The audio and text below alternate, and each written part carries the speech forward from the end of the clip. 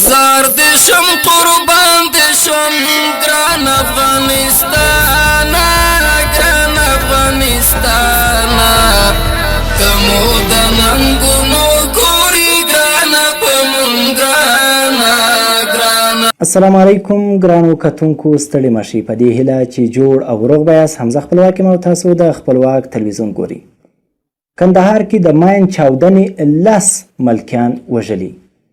امنیتي چارواکي وایي د کندهار ولایت په ارغستان ولسوالۍ کې د سړک غاړې ماین چاودنې له امله 10 تنه ملکیان وژل شوي او 4 تنه نور ټپیان دي.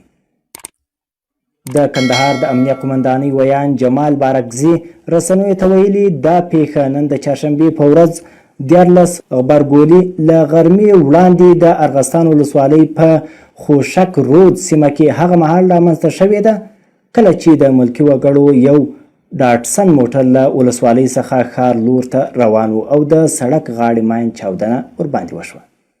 نوموړی زیاتوي په دغه چاودنه کې د موټر 10 تنه سپرلي وژل شوي او 4 نور ټپیان دي او موټر یې هم ویجاړ شوی دی. د بارکزي په خبره په دغه پیښه کې وژل شوي او ټپیان ټول ملکي وګړي دي چې د ارغستان ولسوالۍ د سپینې ګارې سیمې اوسیدونکي دي.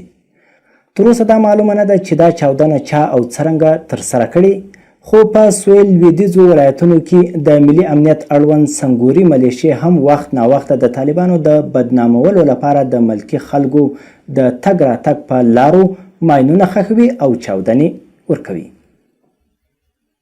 ګټلې د دنیا له زوره وروي ازادي بچې د ابدالي